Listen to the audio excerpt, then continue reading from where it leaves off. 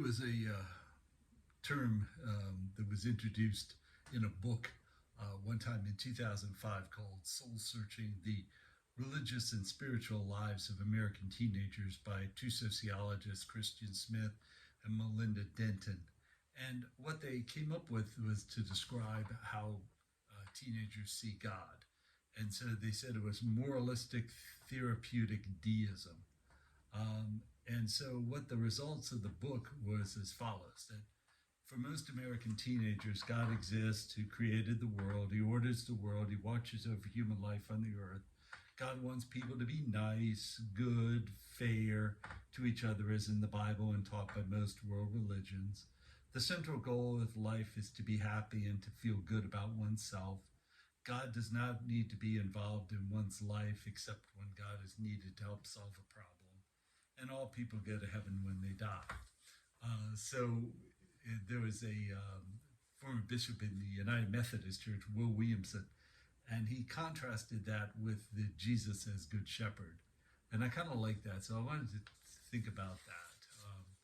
Because one of the things about, in contrast to what most American teenagers think about God, is really that idea of the Good Shepherd. With domesticated sheep are really dependent upon the shepherd for food and water.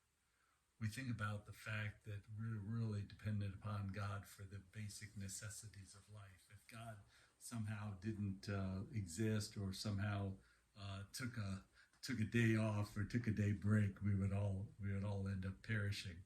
So just like the domesticated sheep that needs to be taken out for food and water, so we need that provision of God.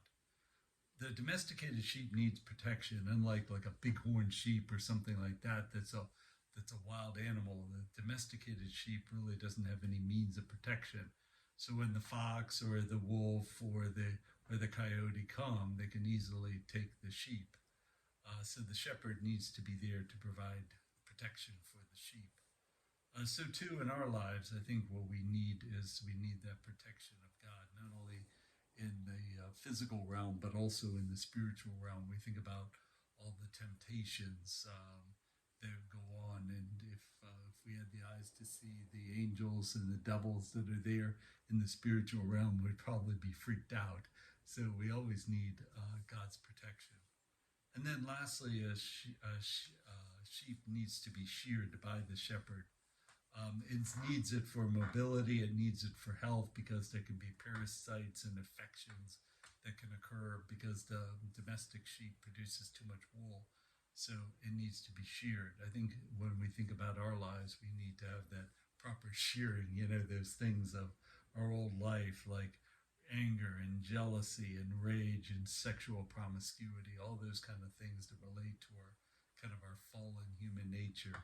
We kind of need to be sheared from those. But the one thing is, I thought about the two, between the contrast between this kind of a therapeutic deism and Jesus as Good Shepherd. The one thing that does occur is that if we start out maybe not as a Christian, and then we come to the Christian faith, we really kind of sense that closeness with God. We kind of see and feel that closeness of God there with us. But as we kind of mature in the faith, we kind of feel maybe not so much.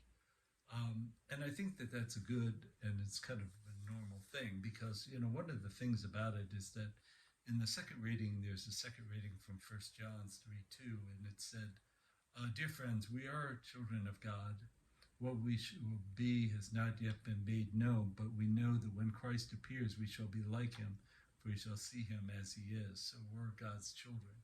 And just like having a child as a 4-year-old, you don't necessarily treat the child the same way as you would treat a 24-year-old, because you want the child to grow and to mature and to make mistakes and to have that kind of a good dependence upon God and upon the family.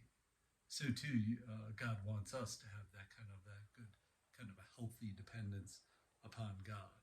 And so sometimes God does pull back. Sometimes we don't feel God as much as we did maybe when we first started being a Christian. But if we did feel it all the time, then we'd be just like those people who were at the time of Jesus who said, Jesus, you've done this wonderful miracle, you've done this great sign.